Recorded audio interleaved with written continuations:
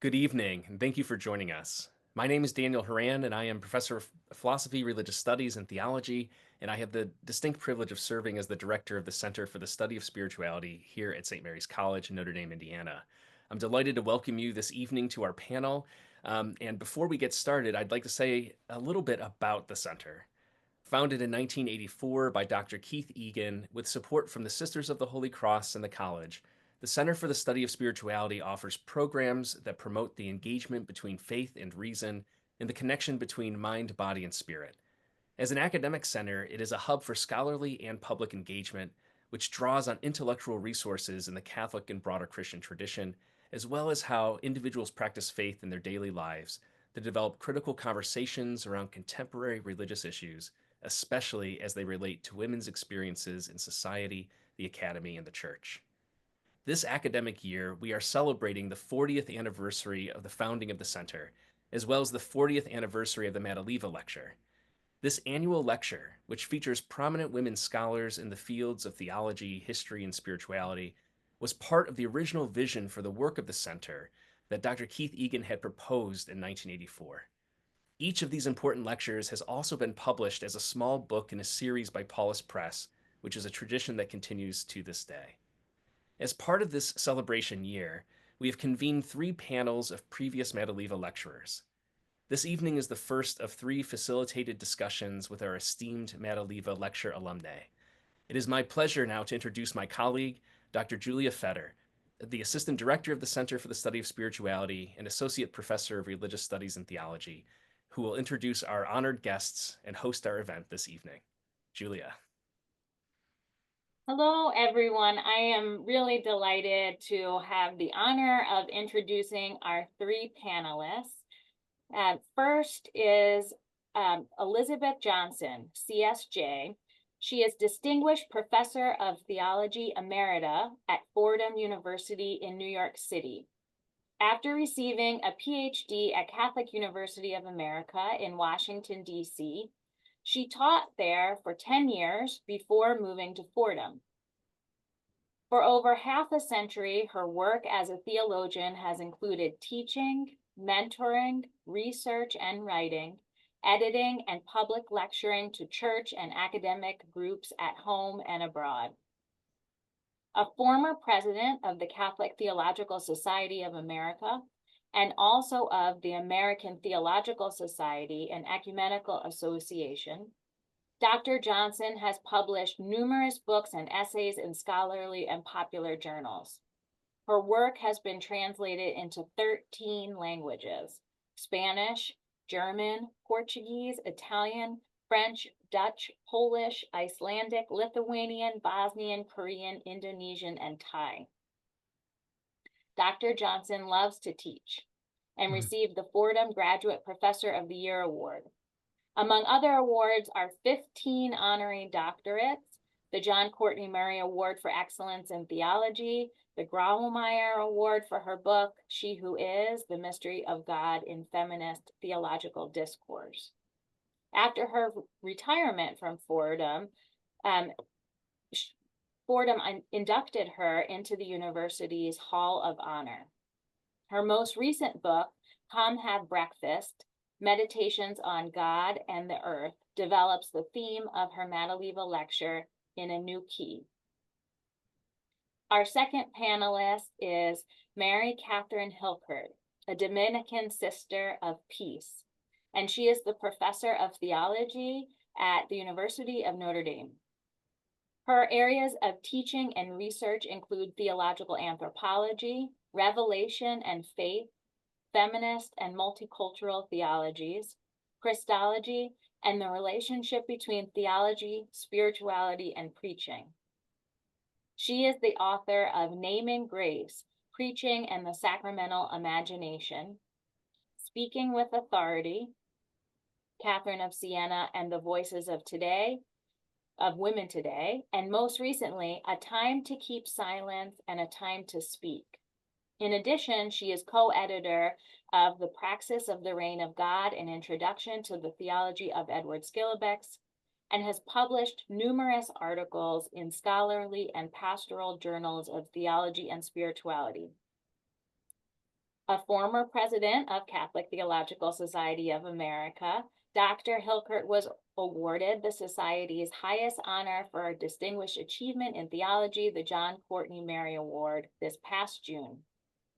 She has been the recipient of 4 honorary degrees, the Great Preacher Award from Aquinas Institute of Theology, and a number of other awards recognizing her contributions to the integration of academic and pastoral theology, with particular attention to the voices of women. A member of the advisory board for Catholic Women Preach, Dr. Hilkert has preached and offered lectures and workshops in Catholic and ecumenical contexts in the United States, Canada, Ireland, Belgium, the Netherlands, Australia, and South Africa. Our third panelist is Nancy Pineda-Madrid. Nancy Pineda-Madrid's lineage consists of a family who for generations has lived in the Chihuahua Desert, a family who experienced the border crossing them. She is president of the Catholic Theological Society of America and is the T. Marie Chilton Chair of Catholic Theology at Loyola Marymount University, where she has taught since 2019. She holds a PhD in systematic and philosophical theology. She has published 2 monographs, Suffering and Salvation in Ciudad Juarez, and the first book to offer a theological interpretation of suffering and salvation in the midst of evil, tragic killing of women known as feminicide. And her second book, Theologizing in an Insurgent Key, Violence, Women, and Salvation, deepens her work on salvation and is part of the Madeleva Lectures in Spirituality. Her current book project is on Our Lady of Guadalupe. She is co-editor of 2 additional volumes, Hope, Promise, Possibility, and Fulfillment, and The Holy Spirit, Setting the World on Fire. She lives in Los Angeles with her husband, Larry Gordon. So welcome, Dr. Johnson, Dr. Hilkert, and Dr. Pineda-Madrid. Thank you. Thank you. Thanks, Julia. To start off, I wonder if each of you would tell us a little bit about the topic and the argument of your Madeleva lecture. I'm wondering, how did each of you think about your topic at the time that you chose them? So I'm wondering if we could begin with Dr. Johnson, since your lecture came first in 1993. Right. So when I was invited to give this lecture, I was enormously pleased to have the opportunity to concentrate on a subject that was very dear to my heart, but I had had no time to think about it, namely the connection between women and the earth and the creator spirit of God. Already in the 80s and even in the 70s, feminist work and ecofeminism in particular had drawn very tight link between the way women are demeaned and nature is demeaned in patriarchal thinking and behavior. Women and nature were subordinate to men, were supposed to be at their service, and so on and so forth. And what kept coming to me is a third link intertwined with those two, namely how our understanding of God is also subordinating the feminist and feminine qualities of God, aspects, images, and so on, in favor of masculine images of God. I had just finished writing She Who Is, calling God female names. And so I wanted to take what feminist work had done on women and nature and broaden it to include God in the problem and also God in the way that it could, we need to think differently. We need to expand our understanding of God using female and cosmic images as well as male images in order to begin to unravel this oppressive kind of mental system that we just inherited without questioning. So the title of my lecture was Women, Earth, and Creator Spirit. And I took each in turn and tried to undo the hierarchical dualism that was built in to how we traditionally have thought of all of the 3 of them together.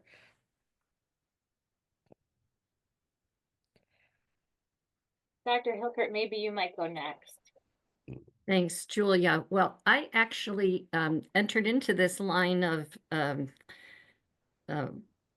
wonderful colleagues and the women who've gone before me and those who followed. I've been at almost all of the Madeleva lectures since I teach at Notre Dame right across the street.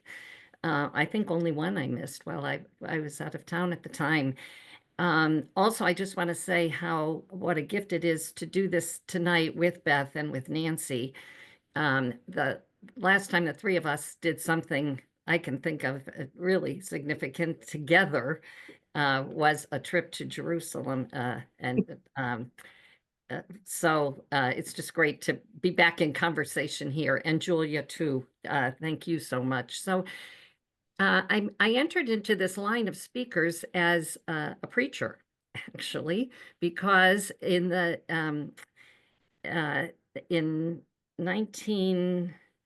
2025, no, I'm sorry, I'm up to, it is 2025, right?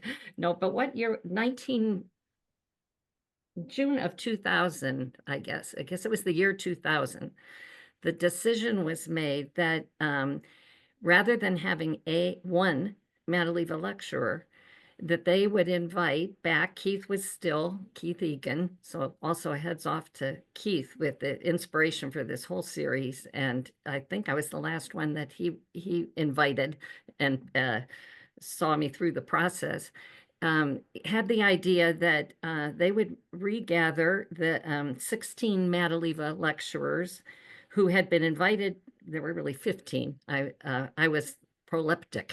I was coming up the next year, okay? So they had been invited to speak a message of hope and courage to women in the church, reflecting on the diversity of gifts bestowed on us by the Spirit. And I had been invited to be the preacher at that event. I was not one of them, and therefore I also to participate in the convergence that took place. I won't take the time right now since our question is more about our own individual lecture, but I would say to you, there's an excellent article in America Magazine, readily available online, that another of the Madeleva lecturers, Elizabeth Dreyer, wrote that detailed how that process went that weekend and how we ended up with the Madeleva Manifesto.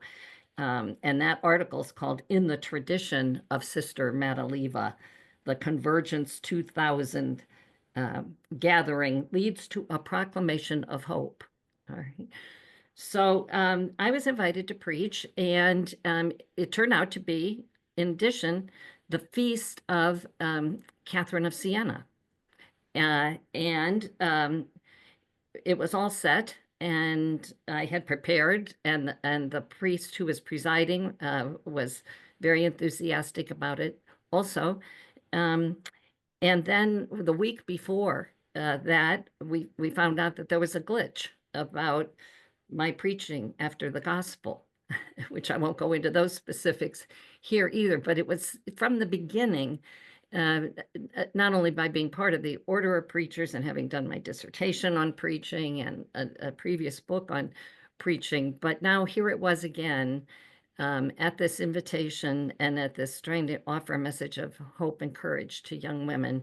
And it was that passage from John that began with the disciples gathered together behind locked doors for fear, where you get Thomas, our twin, and that version of the resurrection narrative. So that's my history of how I became involved in it. As a result, I really had another topic in mind. I actually remember it. I didn't have a detailed outline of it yet, but it was going to be women as the body of Christ. And I began working on that, and I had a sabbatical coming up, or a research leave that year. So for my own spiritual reading, I decided to focus on reading in depth Catherine of Siena's dialogue, which I regret to admit to you, I never had read previously cover to cover, and her prayers. And I still have not worked my way through at least the scholarly edition of all of her letters. But so that was just for me. And she just took over. I mean, that's the way I would explain how I came to shift the topic. I remember talking to Beth. I don't know if you remember this conversation, Beth, but I told you I had shifted it and I was going to talk on speaking with authority, Catherine of Siena and the voices of women today. And you said to me, Kathy, think about this. You don't have a medieval Italian, which I didn't and don't. And, you had, et cetera. So we had this wonderful exchange, as we always do. But Catherine was unrelenting. And the topic really just engaged me. And so I began my lecture. I did stay with speaking with authority. By the way, also, when it was ready to go to press, it was suggested to me, you might use the title of your second chapter in the book, which is to speak the truth in the authority of speaking the truth in love. And maybe you'd want to use speaking the truth in love rather than speaking with authority. I said, no, this is a book that speaking with authority. All right. So those are some sort of personal insights and inspirations from my patron saint. The subtitle, Catherine of Siena and the Voices of Women Today. And I began it with the Madeleva Manifesto, which I will not read now, but Dan just, I could see posted in the chat room that there's access to that on the center's website. But we called it the Madeleva Manifesto, a message of hope and courage. All right. It was a wonderful convergence. So the bottom line was that in 1970, the first person to be named a doctor of the church was Teresa of Avila. And I had been asked to preach on her feast at Catholic U, where I was a graduate student.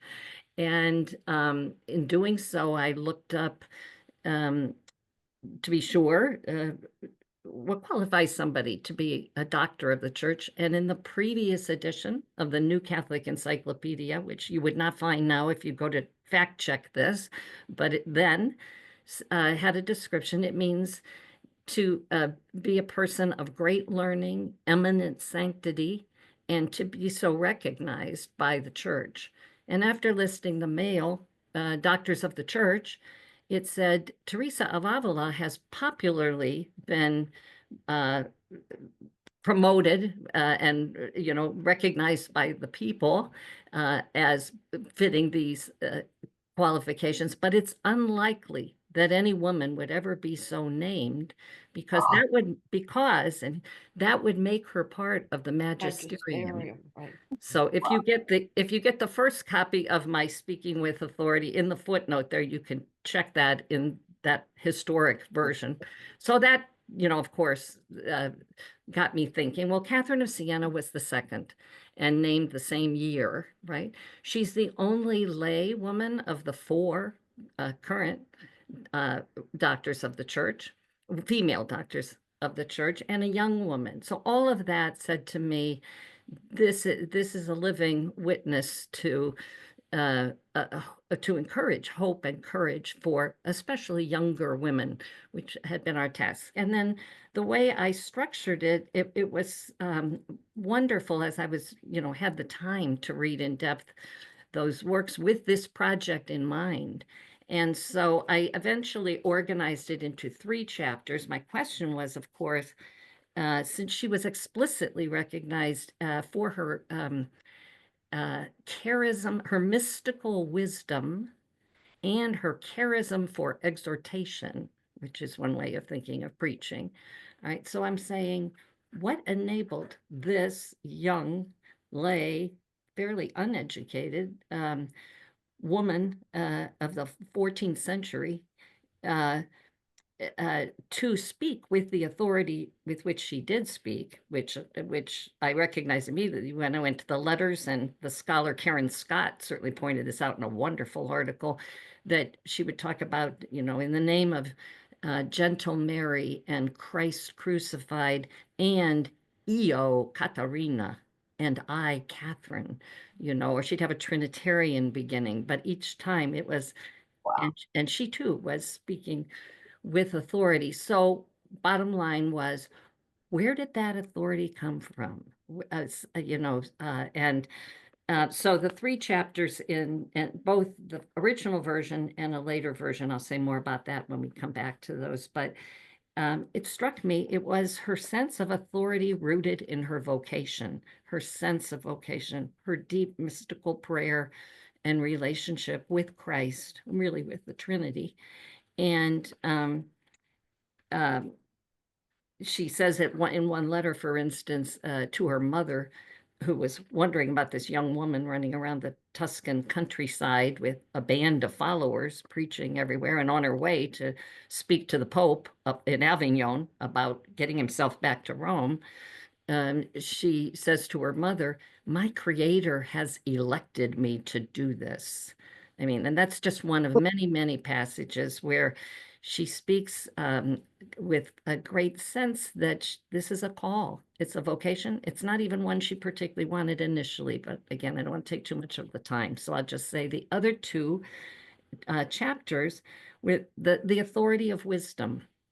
And I thought she's recognized for her mystical wisdom. And so, and that one I did subtitle Speaking the Truth in Love.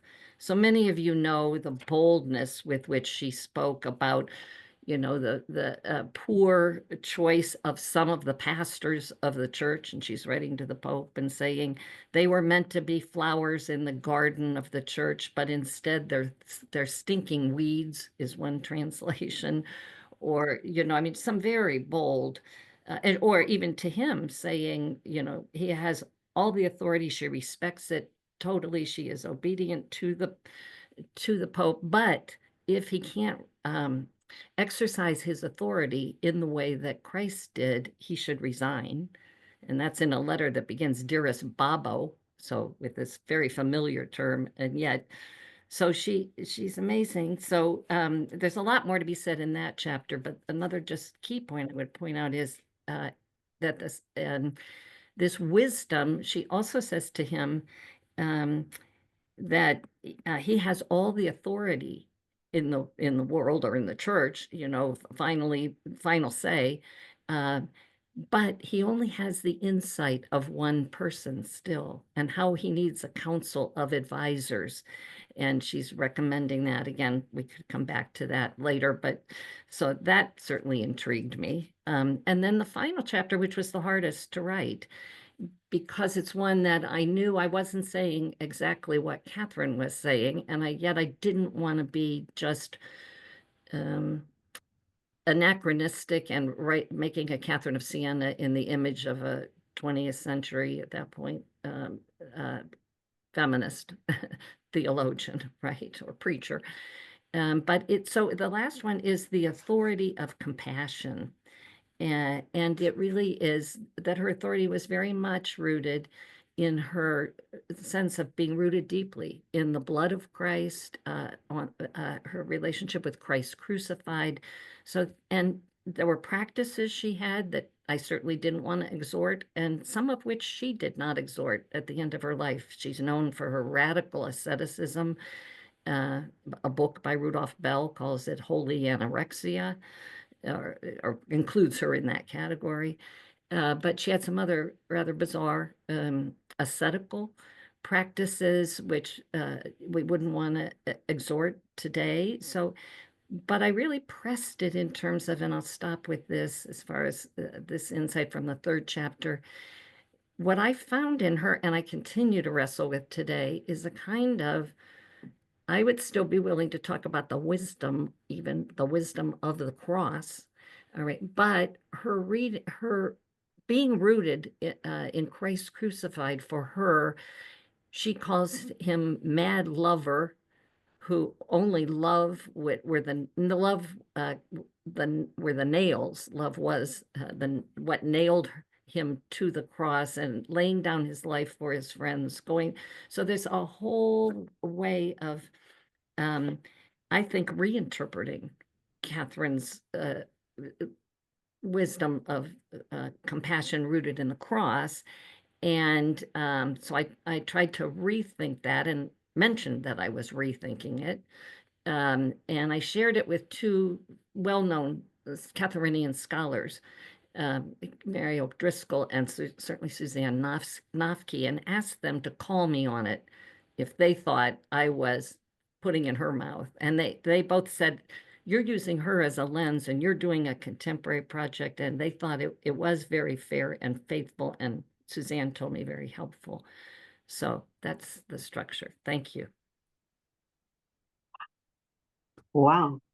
So I can just jump in here. That's amazing. It's so amazing to hear both you, Beth and Kathy, and the work that you've done in your thinking. And as I think about my own Madeleva lecture, I gave it in 2019, and it grows out of the work that I had started doing more than 10 years before. This first book I wrote, Suffering and Salvation in Ciudad Juarez, really got me focused on violence against women, and the most severe violence against women, namely feminicide, the killing of women because they are women.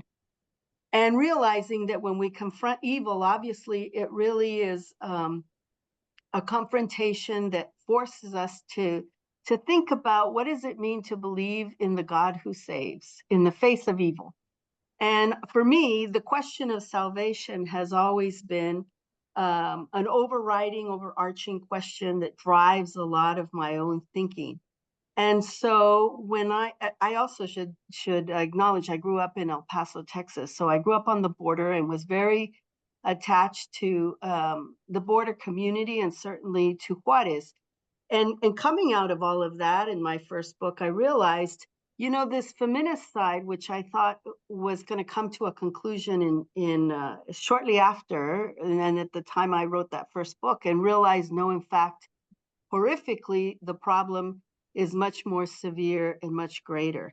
And so the Madeleva lecture was really an opportunity to make the case that this isn't just an isolated concern in one location, but in reality, it's a problem that's a global problem. I chose in my Madeleva lecture to focus on it in terms of not just Mexico, but to look at several Latin American countries. And I began the lecture by looking at the question of salvation. What is it that puts the question of salvation on our radars? And I wanted to begin with that, how often we experience evil, the suffering, pain, the fragmentary dimensions of life. And that pushes us to ask, is there something more? To frame it inside of that. And then on the far side, to begin looking at what more do we need to be thinking about in terms of salvation in light of this tragedy. I was influenced very much by a couple of points. One, Johann Baptist Metz published a chapter at one point in his life titled Christology After Auschwitz. And that really haunted me, that chapter of his, because it got me thinking, how do we talk about Christology and specifically salvation after feminicide or in the midst of feminicide, which is still the case today? And so that's what I was trying to do here. And my Madeleva lectures in 4 chapters. The first one talks about what puts the question of salvation on the map. And then providing a bit of narrative and background on these examples. And then finally, the last 2 chapters are really looking at what are the building blocks to rethink salvation that takes women's full humanity seriously, especially when it's experiencing the assault that we know from feminicide and the way that it sits inside of a culture that breeds violence and breeds misogyny, which is so true in so many places around the globe. So that's basically what I was trying to do, and to set the building blocks for what I hope will be a future work of mine, looking at social salvation, the notion that salvation must be understood in a social context, and looking at that more deeply in the future. So I'll stop there. Listening to all 3 of you with such rich insights, one thing that just strikes me immediately is even though your lectures happened 32 years ago, 24 years ago, 6 years ago, they all could have been given yesterday. I mean, these are to my mind, you know, the issues of ecological devastation, issues of silencing and overlooking women's authority in the church, and the issues of targeting violence against women simply because they are women are still so present to us. I wonder if, and we can have a free-flowing conversation here, if any of you would think differently about your lectures today, if you had given them yesterday, if you would approach them differently. Maybe I'll jump in and say, my lecture, I think, would be even stronger along the lines that I originally spoke. I might mention that Paul's Press has reissued my Madeleva lecture last year because it was 30 years and a Spanish publisher wanted to translate it and bring it out in Spain with the proviso that I write an extended introduction as to what difference has 30 years made since I wrote this. So when I did that for the Spanish edition, Paul's Press went to bat and said, let's bring it out again with a new extended intro 30 years later. And to sit and think what has happened in 30 years, right? First of all, in terms of the earth, we're in a much worse situation now than we were 30 years ago in terms of climate change, climate warming. We just passed the 1.5 cutoff for increase in temperature that was agreed at the Paris Climate Agreement. Last year was the hottest year on record, and so on. So, and the extinction of species is increasing, and I don't need to talk about the fires in Los Angeles with Nancy here, and the droughts and the floods and the increased terror of this our planet becoming uninhabitable in places that is affecting people, human beings, especially poor people, especially women and their dependent children, but also all other species. So the situation is worse than it was. On the positive side, in terms of theology, we've had in the 10 years ago now, Laudato Si.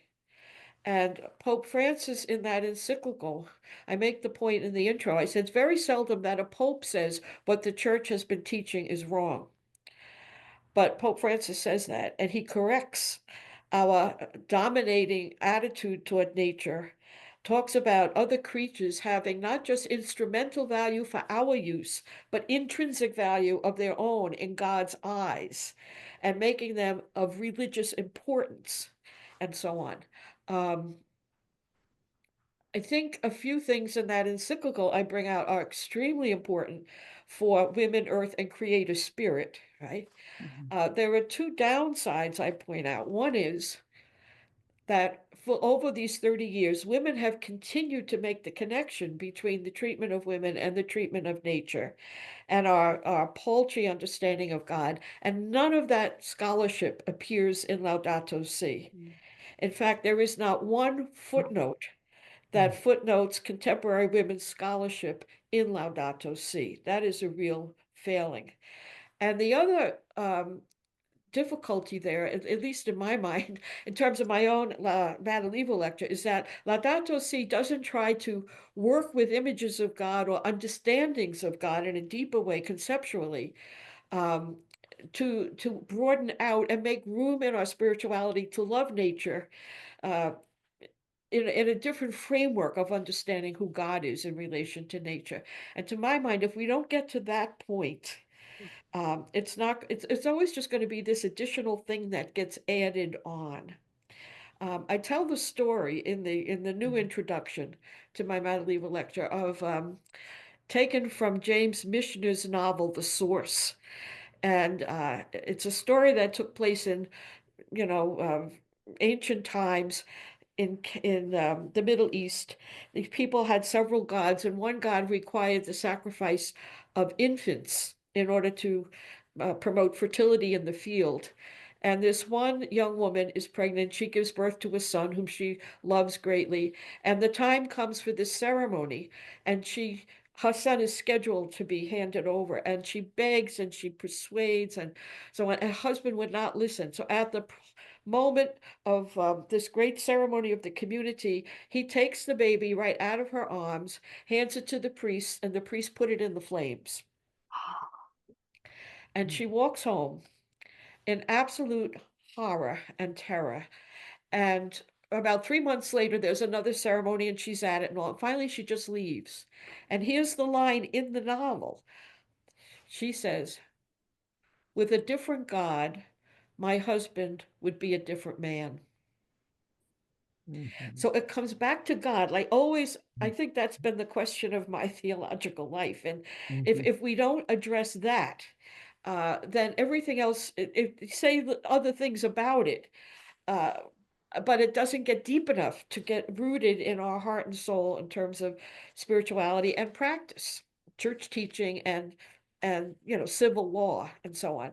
So I think I wanted to run with that in this new intro and say, if I were giving them how to leave a lecture again today, I would emphasize much more importantly, like with a different God, our people would be a different people. My husband would be a different man. It matters how we think about God in relation to the earth and in relation to women in order to have a more just and ecologically healthy world. There's more I said in the intro, which I won't go into now, because there's been a lot of theological development, such as deep incarnation, which I go into as well. But I think everything I said 30 years ago is in spades. I would say it again, only even stronger. Yeah.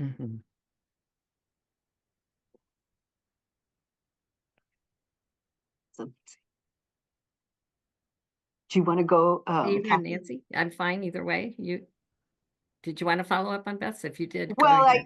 I think, I'm very intrigued by Beth always because her work that focuses our attention always on symbols and images at the deepest level and the way they shape our imagination, and especially the symbol of God. And I just think that is so on target for me in my own work. And so a couple of things I'll just comment on briefly. One, if I was going to do the Madeleva again, one place where my thinking has gone since I published the Madeleva is realizing, that the question of violence against women is not just a question outside of the United States, and which is a no-brainer. Of course, we realize that, but to look at where that is happening inside the United States today has been something that has haunted me. And I've done some more recent writing looking at questions related to Native American women and girls, what our tradition did around the doctrine of discovery, all of that kind of thing, and the way that has fueled our own story of feminicide inside the United States. And yet the sinfulness of our reality is that we are invisible to a lot of this kind of violence and suffering. And that invisibility really is evil. It's a function of sin, that's a collective sin, a scatosis, that's part of our reality today.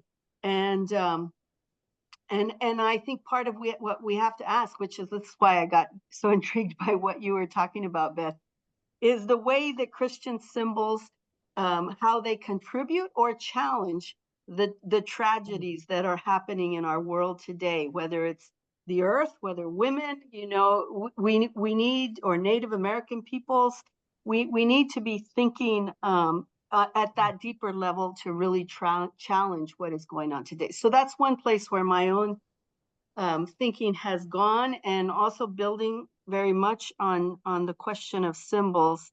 I've been thinking much more about how a symbol like Our Lady of Guadalupe is used in our world today, and how that needs to change. So that's other work I'm doing, but related to the to the Madeleva. I think we need to look internally that one thing that my Madeleva did not do is necessarily to bring attention to the United States and our role in the tragedies that are going on.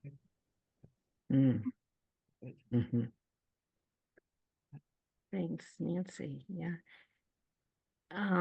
I would say mine also was republished, but it was not decades later. It was in 2008. It was out of print, and a lot of Dominican groups, including my own and our associates, were very interested in using it. And the copyright was at the Center for Spirituality. And so but we made a case with Paulus Press about reissuing it, or giving us the copyright so we could publish it.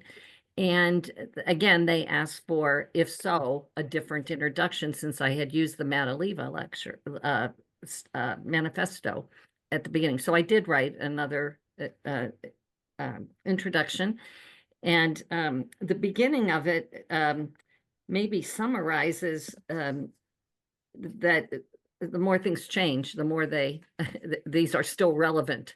Let me put it that way. I hope they don't just remain the same, but consider the following. A church torn by internal divisions and scandals and in need of reform, led by ministers whose lives often fail to reflect the gospel they preach.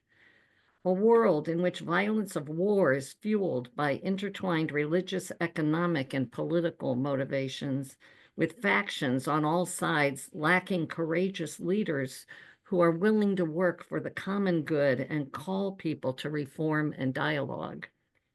The survival of whole countries threatened by a pandemic plague and widespread poverty and disease, a burden borne especially by women and children.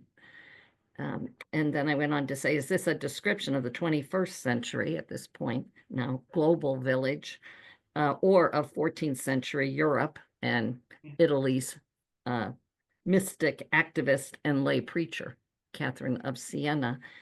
I'm just making a connection with Nancy and Beth, especially about creation. There's also a rich theology of creation and use of creation imagery in Catherine of Siena, which, if I were going to do something more now, Mary O'Driscoll's done something of that in a lovely pictorial resource on Catherine of Siena. But I myself, I think, could have and would want to try to rethink it today, both in light of things like the joy of the gospel, but also Laudato Si and ecological conversion. So that's one thing I would say.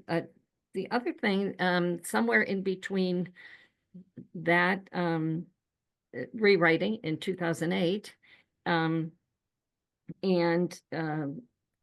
the Milligan lecture, which I gave at Nancy's at Loyola Marymount 2 years ago, I do keep coming back to Catherine of Siena, to the point I question myself and say, did I already say this there? And people said, well, if so, nobody probably read it anyway, so don't worry about it. Feel free. Or at least they don't say nobody, but not everyone here would be familiar with that. All right. So, but I found myself titling that one, A Time to Speak, A Time to Keep Silence, and a Time to Speak.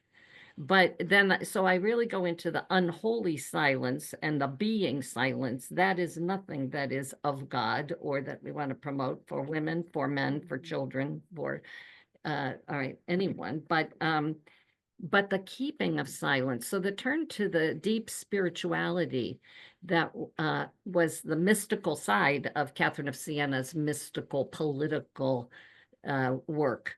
And preaching.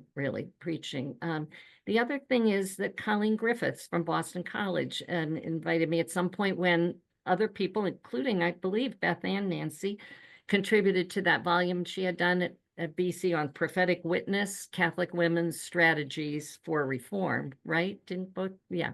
Yes, you're right. And Colleen, I said, no, Colleen, I've got many other things. She said, we need something in terms of spirituality to wrap this up. It's wonderful, and they are wonderful essays.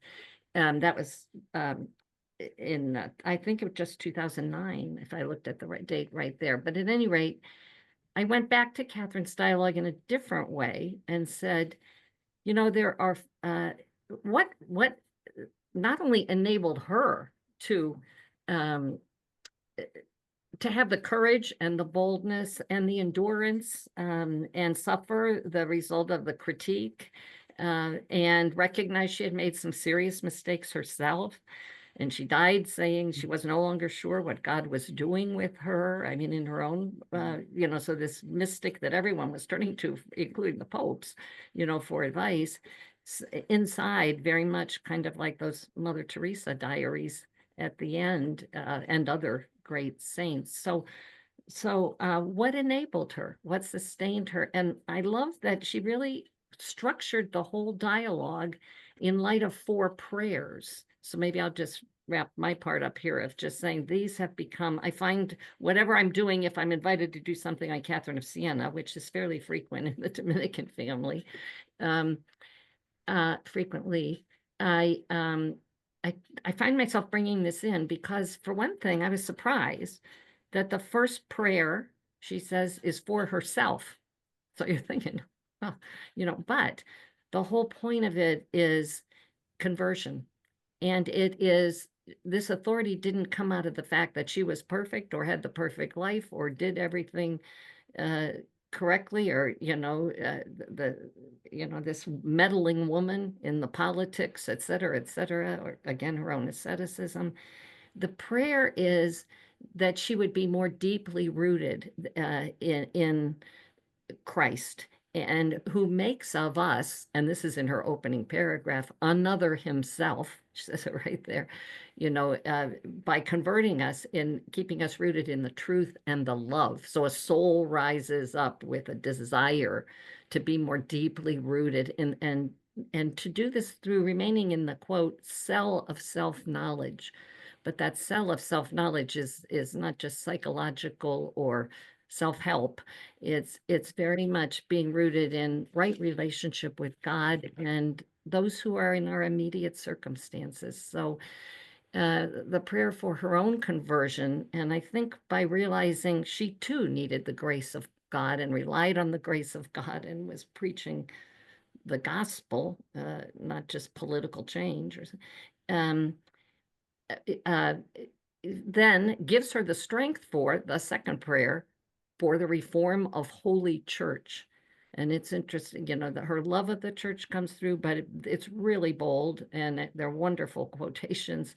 They are directly from her letters. So, but it's because she did love the church so much that she really desired the good leadership, and the transparency. She didn't use that word. We would use that today. She has a very important section in there that fits with the whole sexual abuse crisis, that people like Julia have done some wonderful work on that. And Catherine of Siena says to the Pope, the church is not speaking out on things that, and she's silence no more. It's silence that kills the world. And she uses the image of, if there's a wound in the body, and this would be the body of Christ, and you just cover over it rather than, I have the quote here, but I'm not going to take the time to, maybe I will, because I think it, yeah. She's saying why people, church leaders will not speak out about necessary church reform. They're afraid of forever of offending and making enemies, and all of this because of self-love. Sometimes it's just they would like to keep the peace.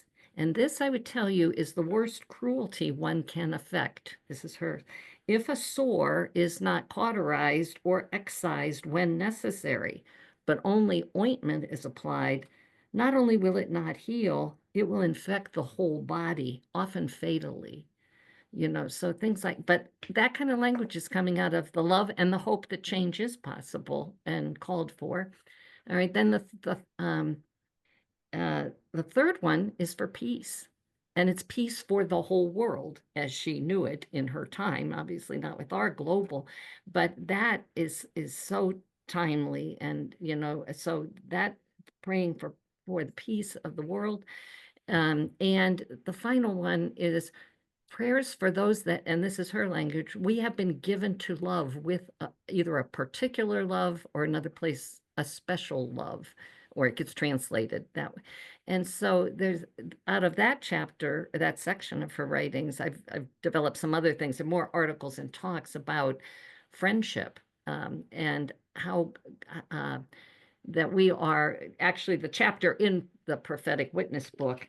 I titled it On Not Losing Heart, with the struggles that everybody's writing, On Not Losing Heart, Catherine of Siena and the strategies, because this is a book about strategies, strategies of prayer and friendship. And I carry some of that over in a slightly different key in the other. So stop there. Thank you. Thank you.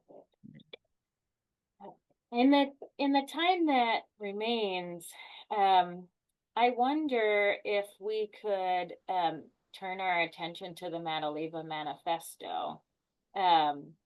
And it might be interesting to know that the Madeleva Manifesto continues to inspire young women today, and even we have a program here at St. Mary's called Embody, where we host high school girls for a week during the summertime, and we close with an activity where we challenge the high school participants to write their own Madeleva Manifesto on the pattern of your original one in 2000. So it really is a living document. So I was curious, just in the little time that remains, if you had any reflections, and maybe we could start with you, Dr. Johnson, about being a part of composing the Madeleva Manifesto. And I know that Dr. Pineda-Madrid, that you weren't there yet, but you're an inheritor of that message. Yes. So I was curious to hear some of your reflections. My memory is we gathered that weekend on the anniversary and so on, without any clue that we were going to write a manifesto. I mean, that wasn't the agenda. We were supposed to, I think, bring something forward for other people in the church, younger women to have hope or whatever. No. So we went around, it was like, what are we doing? Why are we, what? And trying this, trying that. And somebody finally, and I have a feeling, Kathy, you might remember, was it Joan Chittister that came up with the idea of a manifesto? And then we started going, the Communist Manifesto, Karl Marx, yes, let's do it. Let's go that way. We went, and it caught on, and then it started getting bolder and bolder, like the way things are now is not the way they have to be, and on and on. That's the opening, which is, sort of like a trumpet call, and on and on. And the more we did it, the better it got. But that did not start, the weekend did not start out to do that, is my memory. But once the notion of a manifesto got introduced, the genre then took over, and then we wrote what it is today, so it was, to my experience, a wonderful working of a group coming out in a place that we had not anticipated going when we went in. Yeah. Wow. Beth, I'll tell you, my recollection of that is similar, except you and I went for a walk. I think we were kind of we had the pieces of it. Maybe but we didn't have the language of manifesto yet, because I said it to you on a walk around at St. Mary, and I was kidding. I was just doing I said, the Madeleva Manifesto, and you said, that'd be great. I said, oh, Beth, that really, and I'm the one, I'm saying, like, the communist. So, Kath, it was you. But also was you picking it up, because I was more, and I'm thinking Joan. I can still see Joan Chittister rising. Well, do you know what I remember about Joan? And this is actually probably more important, is we had there's a part in it that's where is the part about, yes, the Spirit calls us to a gospel feminism that respects the human dignity of all, and who inspires us to be faithful disciples, to stay in the struggle to overcome oppression of all kinds, whether based on gender, sexual orientation, race, or class. We wrote this in 2000, right? And again, the suggestion of someone who read it, right, because we were going to present it to an audience that night, we were on a panel, was, I wonder if maybe you don't want to include sexual orientation, because that might be, blah, blah. And Joan was so great. There were several people spoke to it, and people who had brothers and sisters and family members and who spoke, but But Joan was the one that said, I just want to, because the idea was the 16 of us would present that night. And what did they come up with this weekend? Right. And Joan said, if we drop sexual orientation, she said, I will not be signing and I will not be on the panel, and I will explicitly say why I'm not signing and why I'm not on the panel. So Wow. she spoke with authority, and it struck the right chord, even with the person. It wasn't a member of the 16 of us, but it was someone else who was concerned about the reception of it. Right. So that Joan, again, the prophetic voice. The other thing, last thing I would say is that last year, former Madeleva lecturers lecturers who are in the area are invited to the dinner. And last year we had the wonderful lecture by Natalia Imperatori Lee. And I think it was, is it Julianne Wallace, Julia, who's director mission? Yes, she was the Yeah. vice president for mission. Vice Yeah. president. She asked the three previous Madeleva lecturers who were present to read the Madeleva manifesto and she gave us each small sections as the grace before the meal. And so that was Gail Mandel, who wrote the piece on Madeleva One Woman's Life, and then Susan Ross and myself. And all of us were saying afterward how timely it still is, and that's wonderful, but that's also sad. So it's also the sense of that it is still so timely. Anyway, we're almost at the very last Dr. minutes. Pineda-Madrid, did you want to add anything? Just very quickly, I mean, Okay. I find it such an inspiring document. And part of what the manifesto, part of what really called my attention was the reimagining what it means to be the whole, and I think the word whole body of Christ is just such a rich imagery, and it just captures my imagination. So I was thinking about how do we take that and just really focus on that. And then the use of imagination and the need for imagination in this moment, which the manifesto certainly calls for. And I think, again, that's something that I would love to emphasize even further. That's what I'll say by way of a closure. Well, thank you so much. Thank you to all three of you for your original contributions to the Madeleva Lectures. They've all been so rich. I've really been blessed the last several weeks reviewing them in depth. They continue to be a gift to us and to the church. And I thank you so much for your contributions tonight and all of the work that you've been doing to revise your thinking since then. It's really quite a privilege to be able to speak with each one of you. Thank you. Thank you. Thank you you. so much. Thank you, Julia. Thank I you, also want Julia. to thank Dr. Daniel Horan for introducing us and managing all the tech. And I invite everyone who is watching this webinar to join us Tuesday, February 4th for our next installment in this series. And we'll have a third one as well. So I encourage you to look at our website, to look at all of our events and participate as we continue to celebrate our 40th anniversary year here at the center. Thank you so much. Have a good evening, everyone. Thank you, Julia. Thank you. you. Thank Thank you. you. Yeah.